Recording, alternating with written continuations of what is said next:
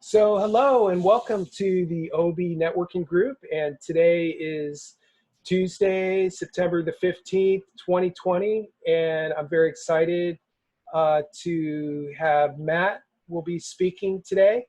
Before we get started, I did want to share with you just the icebreaker question and some other notes with regards to what's happening today. So give me just a second to open that up. And so today's icebreaker is, how long have you lived in Ocean Beach? Do you own or rent? And where in San Diego would you live if you couldn't afford OB? So that's today's icebreaker. And then so during the icebreaker, please limit your response to 60 seconds. And then if you are on LinkedIn and you would like to connect with other members, we recommend that you input your LinkedIn address into the Zoom chat. And I've already put mine in. I'll put it in again for those that have joined late. And then, of course, you can also put in your website or your email or your phone number if you like. And best practice is to mute your microphone when you're not speaking. That does cut down on some of the background noise. And if you have any questions for any member of the group or the speaker, please type them into the Zoom chat. If you do arrive late or leave early to one of these meetings, it is really not a big deal. We understand that you're very busy and we're just glad that you guys are all here. So welcome. Let me, let's see here. I need to stop sharing. And do I have any volunteers to go first in terms of the icebreaker question?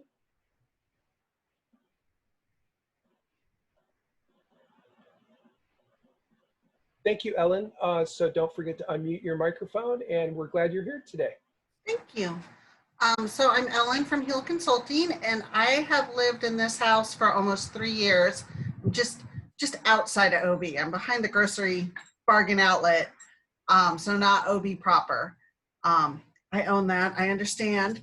But if I couldn't afford OB, I would just continue to downsize. I made a mistake 15 years ago and moved out to Mission Valley. And realized right away that it's not 10 minutes away, it's a world away.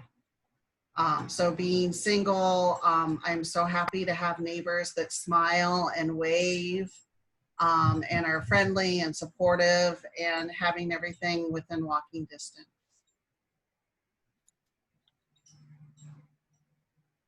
You're on mute, Chuck. I apologize. Hi, Thalia. I don't know if you saw the icebreaker question, but it is, how long have you lived in OB? Do you own or rent? And where in San Diego would you live if you couldn't afford OB? And if you don't like those questions, you don't have to answer them. You can instead tell us your favorite restaurant or what you had for breakfast. Thank you so much, Ellen. And would anyone like to share next? Dalia, please. Hi, everybody. So I've been living in OB on and off for about 15 years. And my parents bought a building here. And in the back of the building, there was this artist studio where a guy named Charlie had a sandcast studio. So I don't know if there are any people that remember a sandcast studio on Voltaire Street, but basically, I live in what was the old sandcast studio. And then I was bi-coastal OB in New York. And I love the total opposites of the two places. If I couldn't live in OB, if it was in San Diego, I used to live in Hillcrest and I loved that. But I really love the neighborhood of Mission Hills. And, you know, I know it doesn't have to do with like affording or not. I just like to walk in that area. But I really love being by the ocean. So I wouldn't trade being down here by the beach. as for me, I'm Thalia. I'm a Little Sparrow Design is my company. I'm a creative consultant. I'm also tech consultant. I do web design. I do creative video editing. I do anything where, if you need Zoom consulting, I also do Zoom consulting now. So if you ever have any questions, I always do a 15-minute free consultation if I can help you. And like Chuck, I also work on WordPress websites. So if you have questions about those, let me know. And I will put my information wherever the chat is. Awesome. Great job, Thalia. So nice to see you. And Julie, it looks like you got your camera working. Yay, it's working. Yay. And I don't know if you heard the icebreaker and I see Bill Shaw logged in as well, but hey Bill, today's icebreaker is how long have you lived in OB? Do you own or rent? And where in San Diego would you live if you couldn't afford OB? So let's see. And of course, if you don't like the questions, you don't have to answer them. We would like you to introduce yourself, and you can always tell us if you don't want to answer that stuff. What's your favorite restaurant or what you had for breakfast? So do I have any volunteers to go next? I'll go next. Thank you, Julie. Yeah, sure. So I've lived in OB for almost 10 years. I rent. If I couldn't afford to live in OB, that's a really hard question. I also like Mission Hills a lot, but I feel like it's pretty expensive as well. So I don't know if I couldn't afford to live in OB, I might not even be able to afford to live in Mission Hills. I don't know. I don't know if I can answer that. I don't know where I would live. If I couldn't live in OB, I might leave this part of the state. What else? So I'm a financial advisor. I work with Northwestern Mutual. I work with individuals, families, and business owners. So I do a lot of work in Ocean Beach, supporting our community and working with business owners in this area, as well as individuals and families. So have been here a while. I have 2 little girls. And yeah, I love living by the coast, and this unique little town is very special to me and near and dear to my heart. Anything else I was supposed to say? No, that was perfect. Thank you so much. We're glad you're here. And I'm going to call on Roger to share with us if he would like to. Thanks, Chuck. And I couldn't afford to live in OB, so I ended up in Mission Hills. And I really do love this neighborhood and walking here and being close to the parks and the canyons and a quick drive to OB, among other places. So I'm an intuition guide and shaman, and I help people get into this other world beyond the world of form that we see, the 3D world. And we go there for information and guidance and power. Awesome. Really good to see you, Roger. And so Shannon, would you like to share? Oops, you might be on mute. Hello, I'm Shannon. This is my second time joining you guys. And I have only lived here for 5 months. And I love OB, and I'd like to keep it that way. And I'm still kind of learning the area, but if I had to choose, I think I might go to Mission Beach. I don't know, but I would like to stay here for sure. And what I do is very similar to a lot of people in this group. I do marketing, websites, graphic design, getting into podcasts, and social media and all that. But if you look at my LinkedIn, which I'll post it again, you'll see that I'm like the Jill of all trades. I also did like a coordinator role and am currently looking for a job. So if anybody knows something along those lines, I'm hoping to find something more solid. I'm not sure if being my own business owner is what I'm ready to do at the moment. But thank you for having me. Well, we're glad that you're here. And let's see, Andrew, would you like to share? Sure. Hello, everybody. My name is Andrew. Let's see. I do not live in OB. Would I rent or live there? Probably not, and I wouldn't probably buy a house there because I think like the numbers don't work. Probably better off, buying a house in Alabama, maybe parts of Georgia, because the cash on cash is a lot better. Um, let's see. I currently work for the U.S. Navy, and I just think in California it's probably a better idea to rent because it doesn't meet the 1% rule for me to even consider buying a house. Well, thank you so much for your service. We're glad that you're here. And let's see, Bill Shaw, I haven't seen you in a while. Nice to see you. How are you? Oops, you might be on mute. Let me see if I can unmute your microphone. There. All right. Hello, everyone. I'm Bill Shaw, the shadiest guy in Southern California, owner of Elegant Outdoor Shade Design. We help people design and install intimate outdoor living and dining space. I've lived in OB just coming up on 5 years.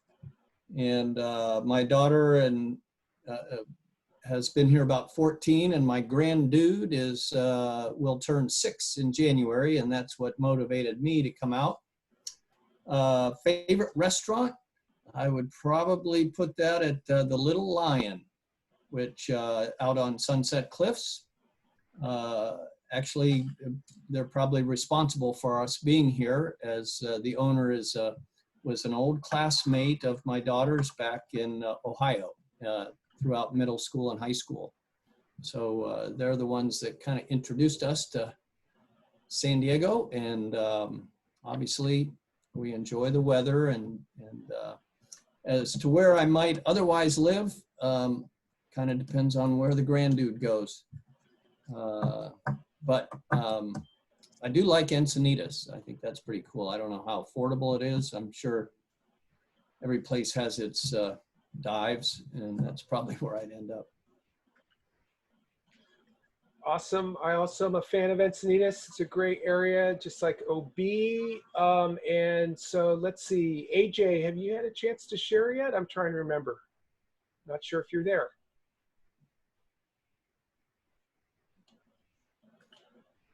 Sorry about that. Yes, I am here. I just got interrupted. I apologize. Oh, So no. I don't live in OB. And if I didn't live where I live, I would probably say Coronado. I like Coronado. My name is AJ Alwyn, and I'm with Creducation. We do credit education, optimization, and debt settlement. Today we're focusing on student loans. So we negotiate student loans in January, February area. I'm sorry, in January and February. During that time, we were able to settle a couple of student loans for 10% on the dollar. And just recently, we were able to do one for 40% on the dollar, 40 cents on the dollar. So AJ Alwyn with Creducation. Thank you. Awesome, great job. Now, I'm not sure if HP can hear me. I'm trying to unmute them. HP, if you're there and you would like to share, you have 60 seconds.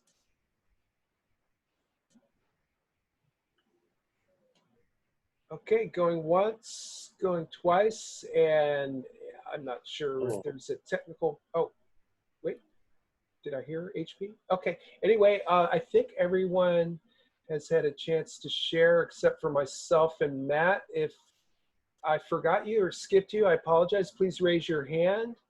No hands going up? Okay, good. Well, my name again is Chuck Hardwick, and I'm the organizer of the Ocean Beach Networking Group.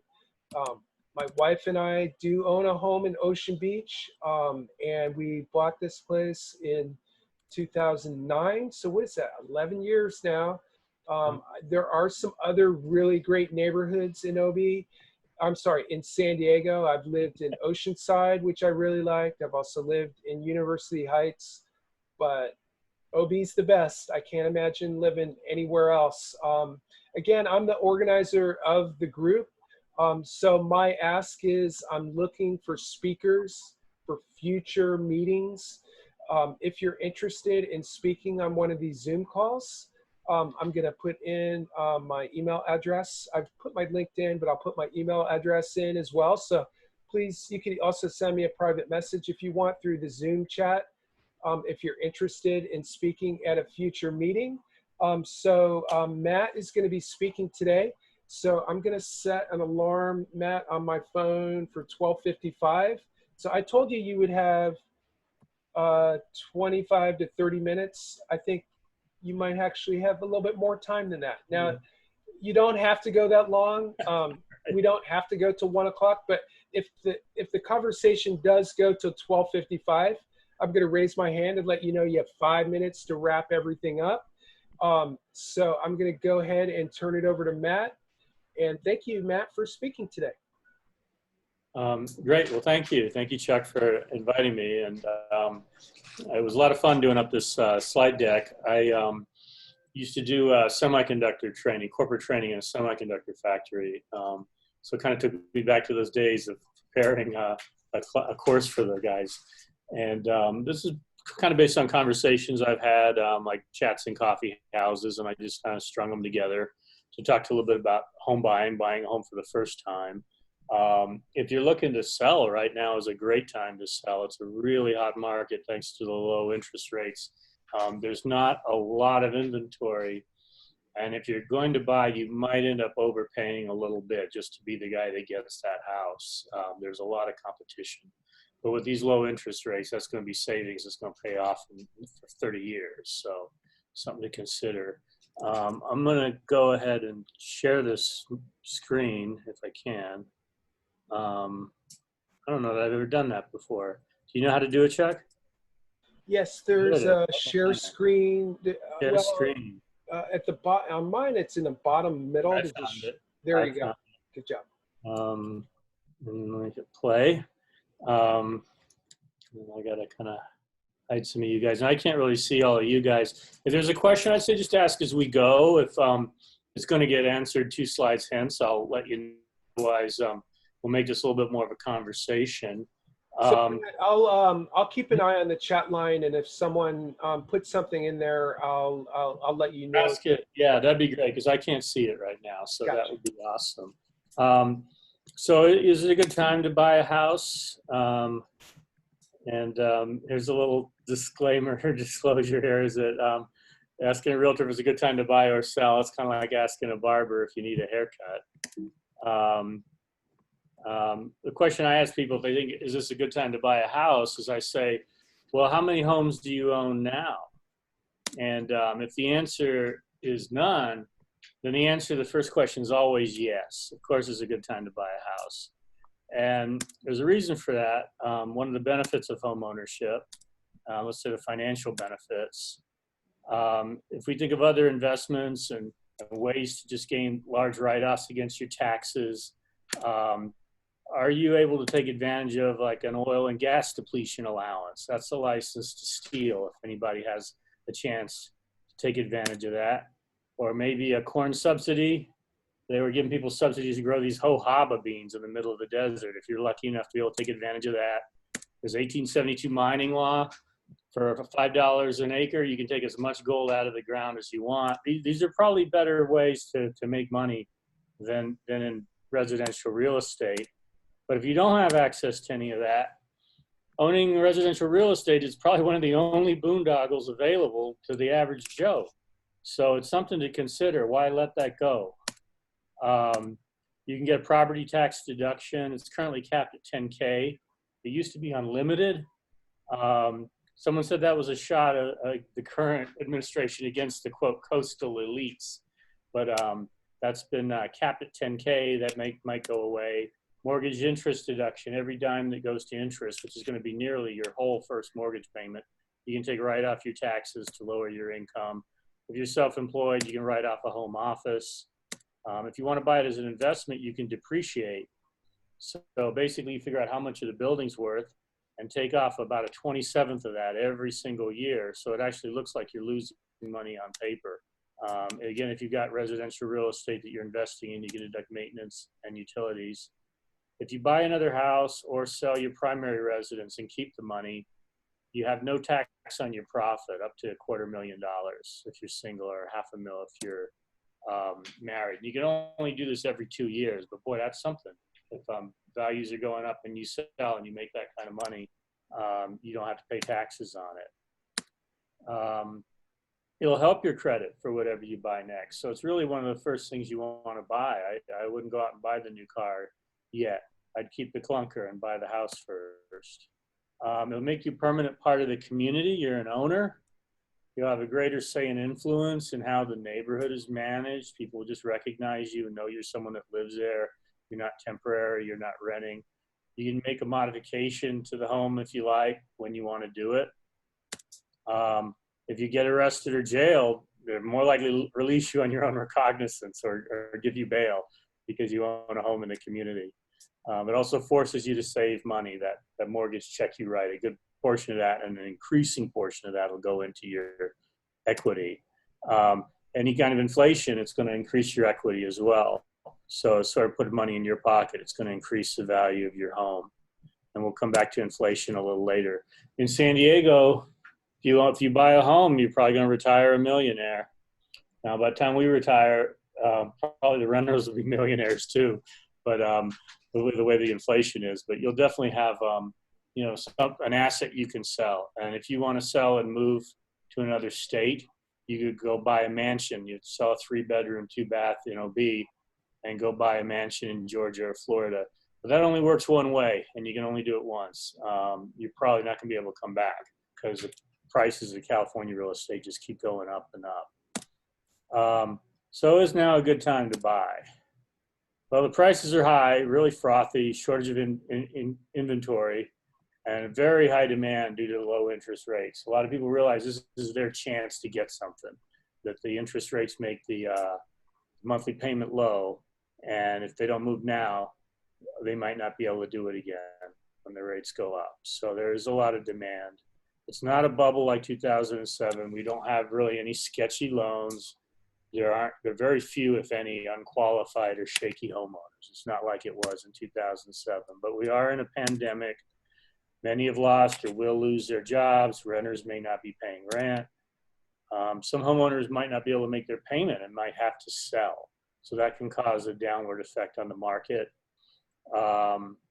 Any recent sales that are high dollars, new neighborhoods, basically, those are the ones that get hit hardest if there is some sort of a crash, because everybody's kind of in the same boat.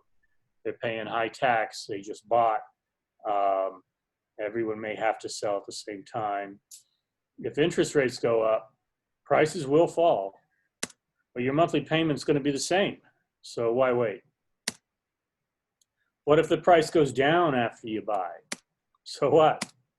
Unless you have to sell, just keep living in the same house. You made an agreement to make the payment, just keep making the payment. You got the deal you signed up for. You don't have to sell.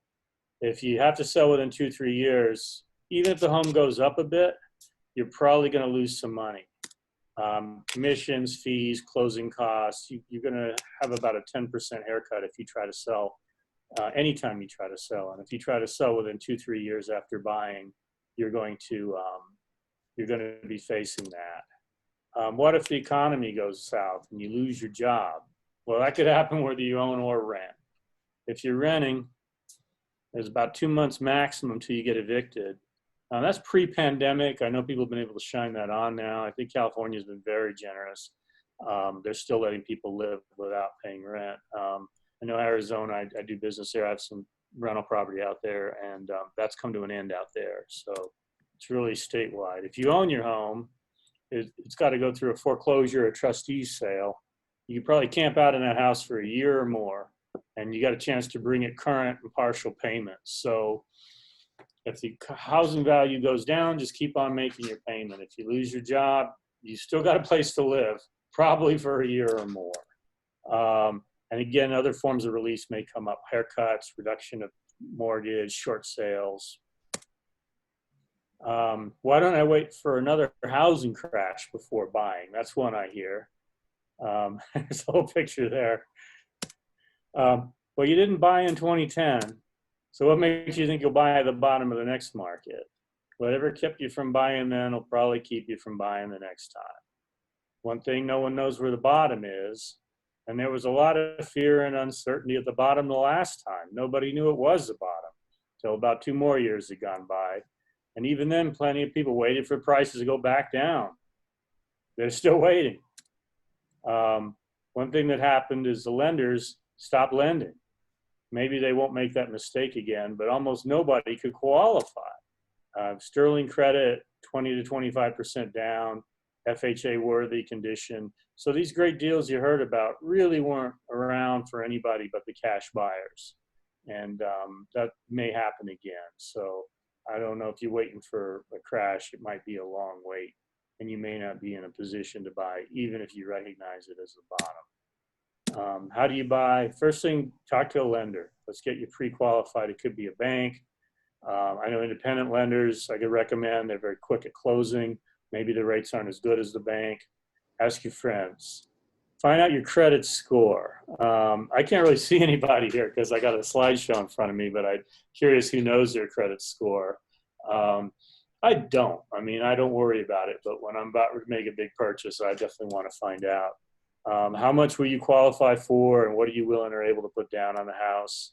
And if you put down less than 20%, there's going to be a mortgage insurance premium, PMI, MIP, which is an additional monthly payment you have to make until you've paid off 20% of the house. So you can definitely buy with less than 20%.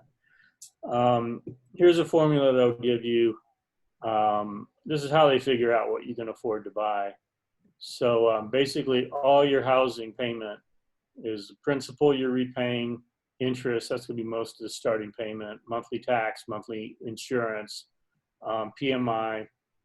If you've got large HOA fees, they may include that. I know there's some places in Hillcrest and East Village, they got $1,500 a month HOA.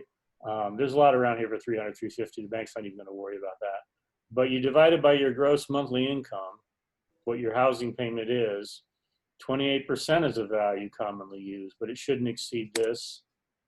There's another formula is how much can you afford to repay, so it considers your other debt.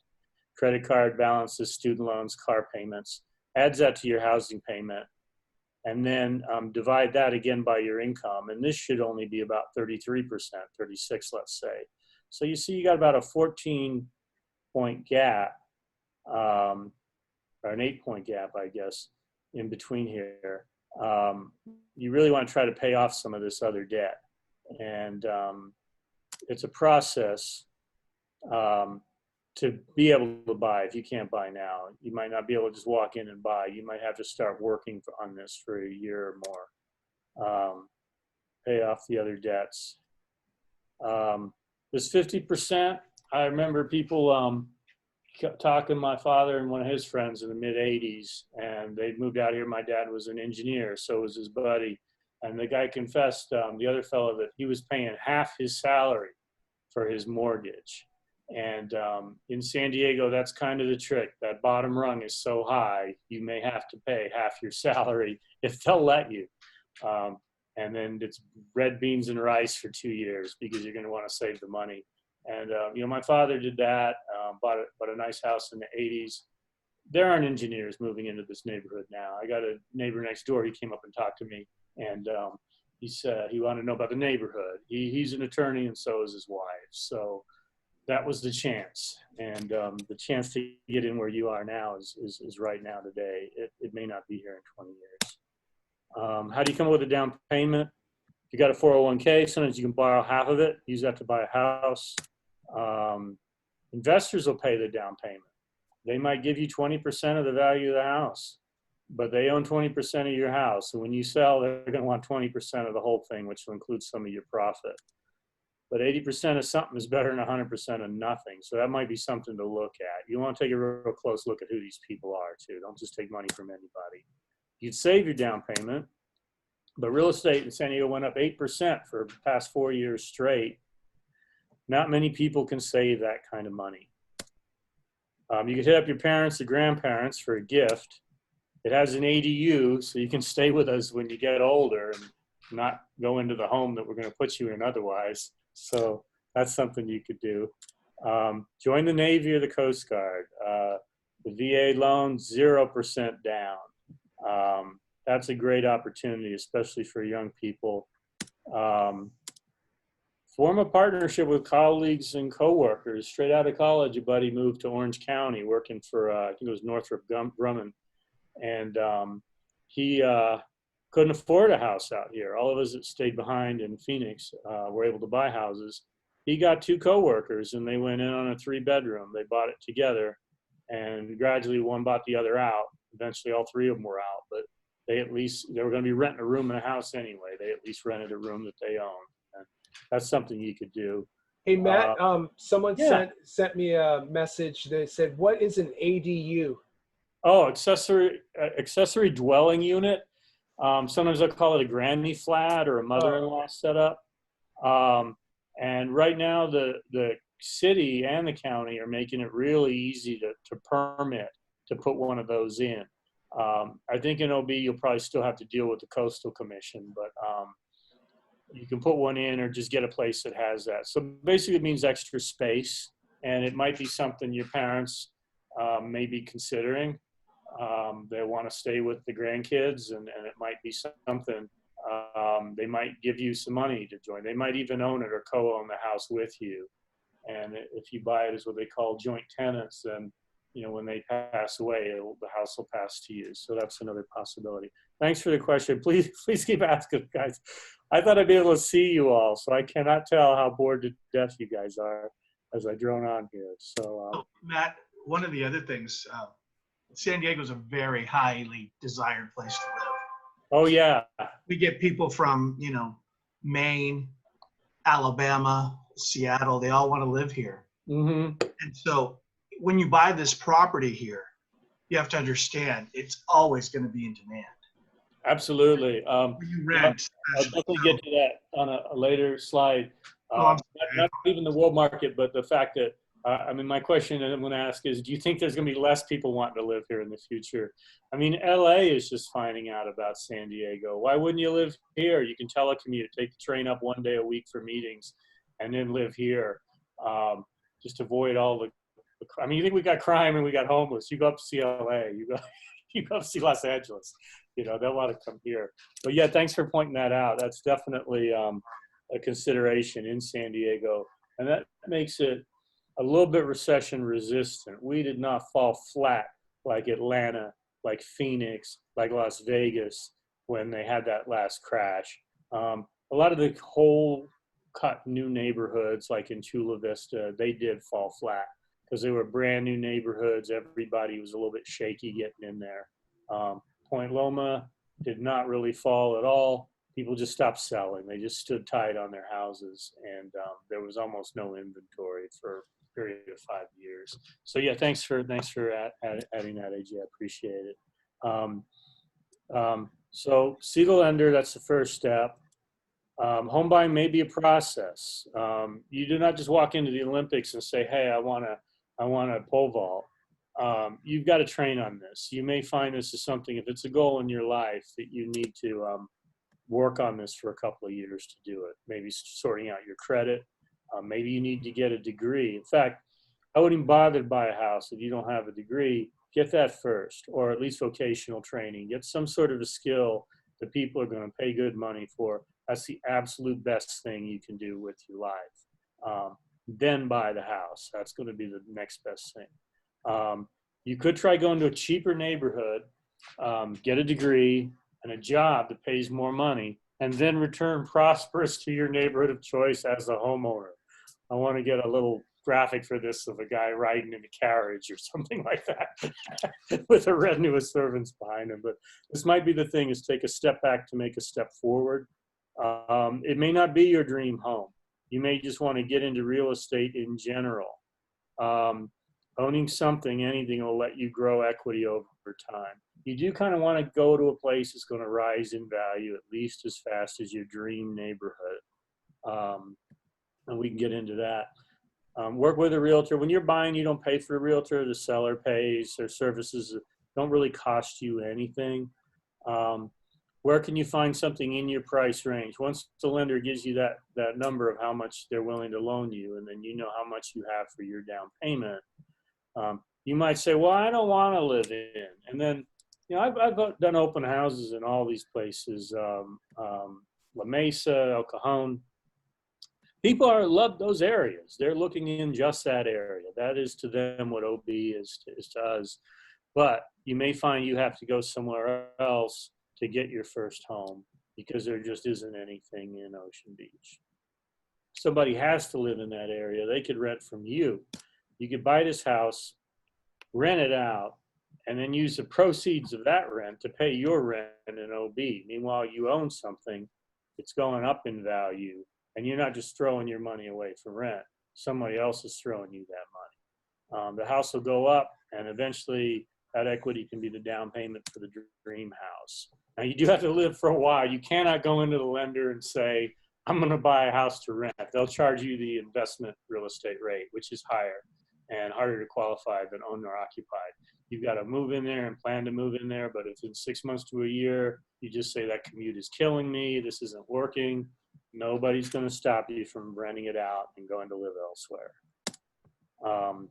6 months minimum. If you're dealing with feds, it's 2 years is a good safe period, but you will have to live in it for a little while. This is brand new. I ran this an hour or so ago. Condos under 300K, 125 units. I call this Greater San Diego. It's kind of north.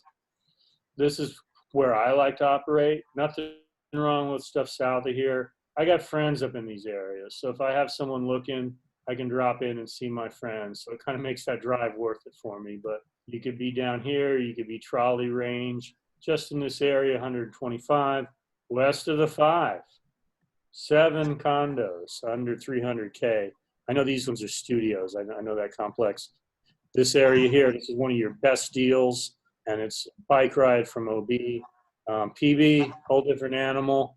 But if you're into that, this is probably a great deal there. So I always look for that sort of stuff, anything popping up west of the 5. 7 of them.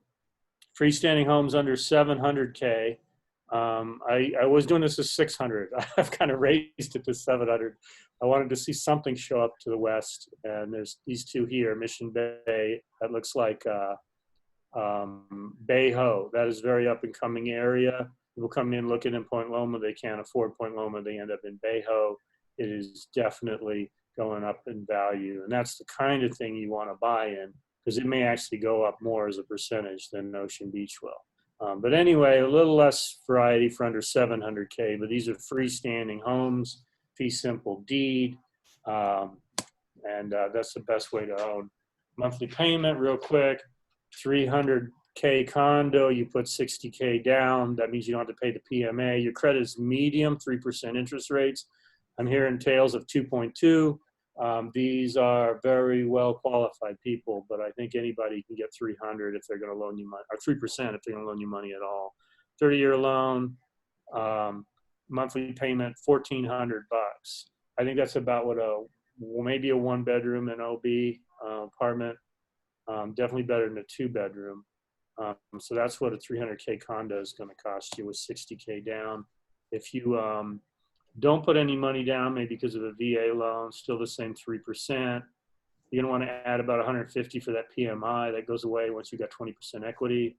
That's gonna be $1,648 is a monthly payment, just simply because you're not putting that 60K down. That's what makes it go up by about $300. Let's see, here's another one, 300K. This is a very good interest rate if you've got really good credit. And again, no down, add 150 a month to this, but now you're at less than 1,600. So these are some ideas of what you're going to pay. I think that's down close to rent. Find the best value. Does anyone know #1 factor in determining the value of residential real estate? Square feet? Say again?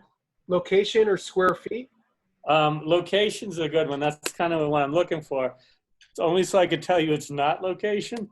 That's really for commercial, but you're really close. It's the quality of the neighborhood. That's the #1 determinant of how much the real estate is worth. Square feet's probably second. You're absolutely right. But I think people, a lot of them would rather have a smaller home in a good quality, safe neighborhood than a big house somewhere where they had to have fences and bars on the windows. So you can buy in an area where the neighborhood's not the best today, but is improving or likely to improve. You need to have a little bit of your crystal ball. But when the quality of the neighborhood goes up, the value of your house goes up, and that puts free equity in your pocket. You didn't have to pay down your mortgage quicker to get that equity. You didn't have to add an addition or a new kitchen. That's free money that you got just because the neighborhood got better. You can also get the realtor to work with distress listing. There's distress now in Point Loma and OB. There always have been. A lot of people don't like to work them. There's a story behind each one. Who the heck is distressed with a market like it is? A guy might pull a shotgun when you go up to his door. These are people that are probably on the edge, but they're around and they might rather sell it to you than go into foreclosure auction. I think a lot of landlords are going to be ready to quit business and retire. They've added rent control now. The pandemic means people might be staying there and not even paying them rent. There's a risk that's going to happen. There's also good news for renters. I think rents are going to go down for once. And I think you're going to be able to exert a lot of pressure against your landlord to get a better deal or go find yourself a better place for the same or less money. But these landlords, a lot of them are old. The place have deferred maintenance. I'll call them if you guys want to work with me. I cannot tell them I have a buyer when I don't, but I'd be happy to try to find a place that's not even on the market for a legitimate buyer. And I'm willing to do that. A lot of realtors aren't. Affordable housing. I know some people are waiting for that. Is there going to be affordable housing west of the 5? It's not really likely.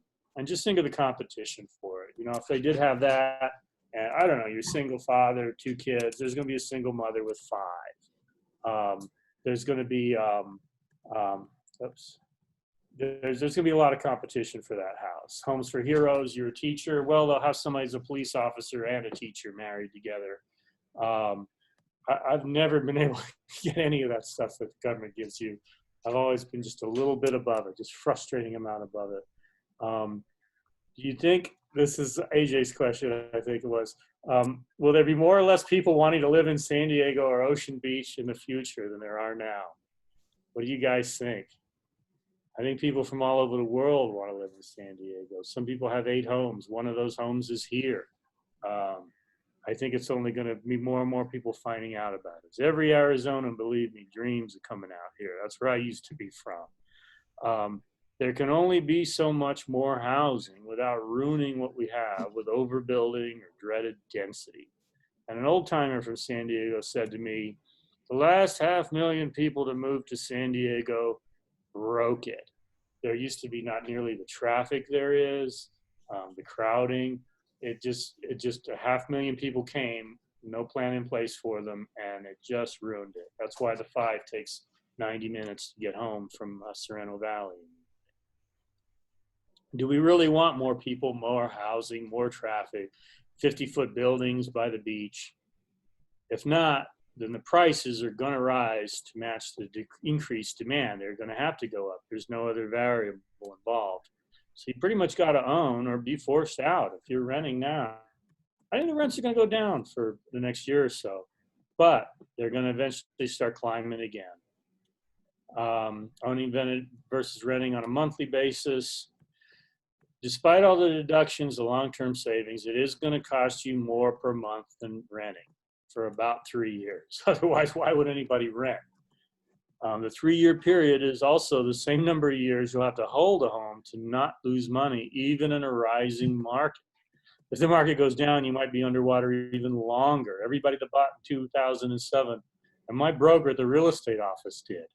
He held on. His home's now worth money. He came out from underwater about a year and a half ago, but talk about bad timing. And nobody really knows what's going to happen in the market. You want to work these long-term fundamentals that won't let you down over the long run. But from then on, after the 2 or 3 years, the relative cost of owning will get lower every year. Rents will keep going up, but your monthly payment and property taxes will stay about the same. They'll go up a little because of the taxes, insurance, and stuff like that. You have a locked-in low interest rate for 30 years. Taxes can only go up about 1%, 1 to 2% a year. Whereas when you go buy a new home, it's based on 1.3% of the purchase price. So I'm paying a lot less money than people just next door to me for taxes. That's a good point for staying put. So if you think you're going to be there for 3 years or less, rent. You're taking a real otherwise. But longer than 3 years, I think it'd be foolish not to buy. Hey, Matt, I have another question from the chat Yeah, line coming in please. from Bill. He says, what percentage of homeowners are now owner occupied versus investor? And I'm assuming he means San Diego. Is that right, Bill? Yeah, I don't know. I'd have to look that up. I think I could type a quick Google search and find it out. But I don't have that figure on the top of my head. It definitely depends on the neighborhood. And with condo projects, for example, that's an important thing. FHA will not loan money if there's more than a certain percentage of people renting. So it definitely varies by neighborhood. You know what? Contact me. I'll pull that number for any neighborhood you care to find out. I just don't have it memorized. There's also a number of the percentage that are vacation rental, the dreaded, hated vacation rental. And I don't have that memorized either, but I can pull that up. So anyway, great question. Thank you. And if you got my contact info, just send me an email. By the way, if anybody wants to sit down and go over this, I'm really flowing fast through this with a cup of coffee. I'll pay for the coffee. I'll introduce you to a lender. We'll get you going on the path. There's a lot to do before you even really commit to anything. It's something you should at least look into. How and where things may be going. I'm always bullish on real estate. That's why I'm in that business. We make people sign something called a market conditions letter that tells you we really don't know what's going to happen. But here's my idea based on some big picture fundamentals. Real estate, it might go up and it might go down, but there is one thing that's guaranteed to go down in value in the long term: your money. The Federal Reserve is charged with maintaining about a 3% a year rate of inflation. It's in their charter, and if at the end of the year your money isn't worth 2% less than it was at the beginning, they aren't doing their job. And they do their job quite well over the long run. They've had a hard time creating any inflation lately. There's a reason why they want 2 to 3% a year rate of inflation. I'll be happy to talk about that with some people. It basically keeps people kind of moving. The last thing you want is prices to be falling, because then everybody just sits on their money. You want people to get up and move and do things. That's what our country is founded on. So anyway, that's a big fundamental there. 2 to 3% a year, your money's gonna be worth less every year on top of that. The government also just created $3 trillion out of thin air that did not exist before. Why do you think there's such a shortage of coins? You can't just dream coins up out of thin air. When you create $3 trillion and send everybody digits in their bank account or a credit card they can go use, that's money that didn't exist. It's going to take a while for the coins to catch up. This is going to cause somewhere down the road massive inflation that probably can't be stopped. Interest rates will rise to combat it, but it may be too late. Assets like real estate, stocks will go up. Wages might go up, but they might stay flat. Rents, of course, are going to rise. We could find ourselves back to the stagflation days. I don't know how many of you guys remember the 70s of whip inflation now, Nixon and Ford. People talk about bleak times now. Those were some bleak times. And then the high interest of the 80s. 16% was a great deal to buy a house, and people were happy to get it. Anyway, that's it. That's all I've got. I got another question. Yeah, please. This came in on the chat line, hot off the press.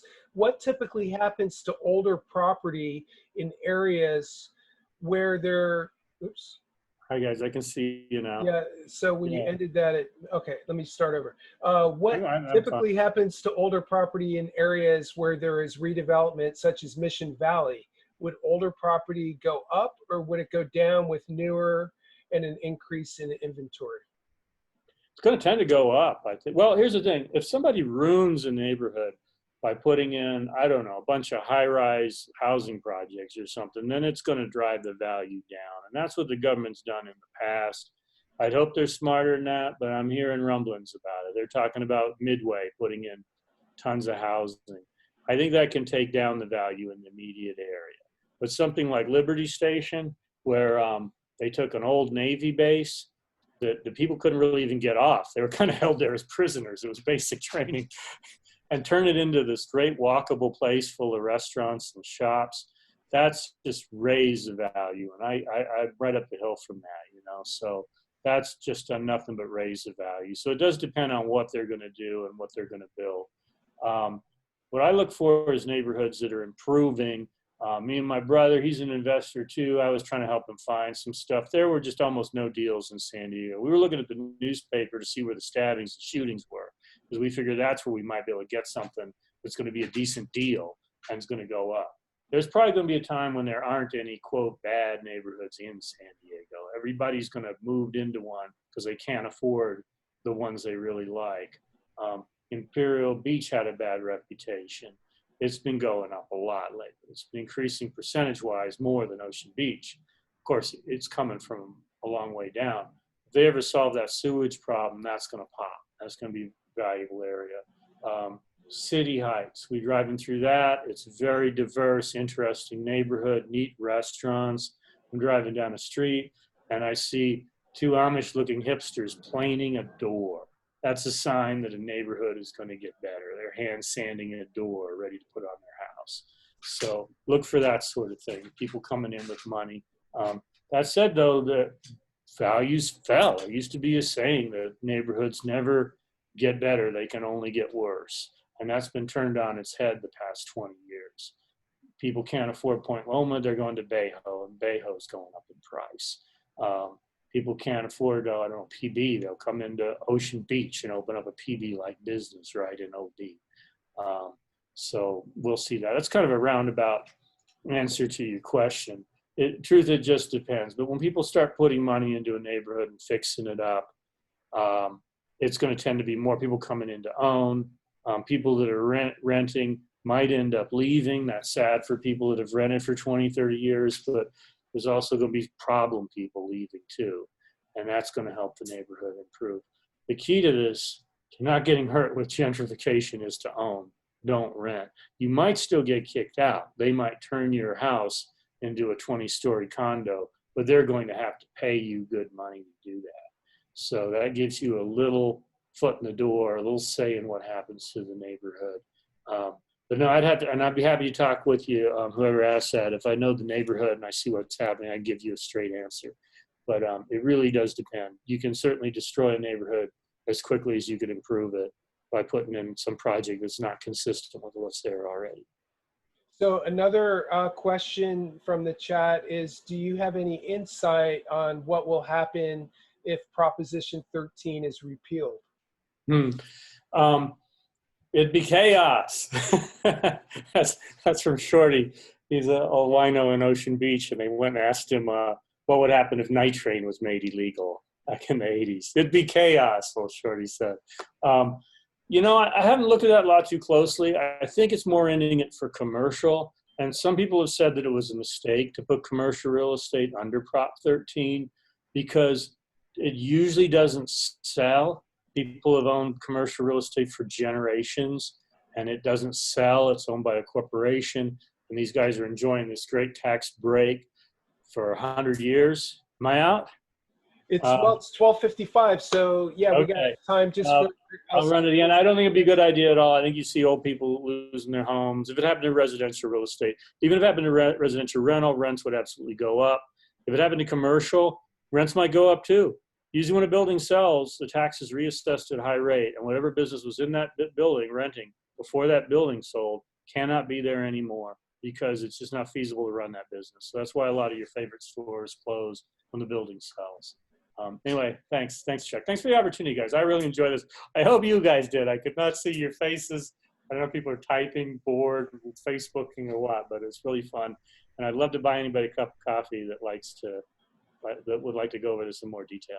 So if someone wants to get a hold of you, did you put your contact information into the it's all in already? The chat. I'm going to put it in. Yeah, put it in again so it'll be time. easier for someone to write it down if they want to get a hold of you. Of course, I know you. You guys can get a hold of me, and I can get you in touch with Matt.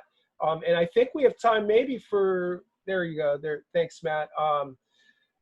Maybe one more question. It's 12:56, or does anyone have any takeaways, or anyone have any final questions before we, what's the word, adjourn?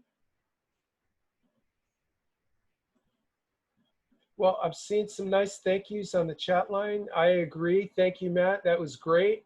I'm going to send you a link to a YouTube video. So if this, hopefully this video can help you with some other marketing that you could send out to some folks in the future. And I want to thank everyone today for attending. I appreciate you all checking it out. And I hope everyone has a great rest of your afternoon. Excellent. Thank you, guys. Thanks, Chad. Thanks, Chuck. Thanks, everyone. Yeah, thank you. Thank Bye, you. bye, guys. I appreciate the opportunity. Take care. Bye-bye. Thank you. Have a good day. You too. Bye-bye.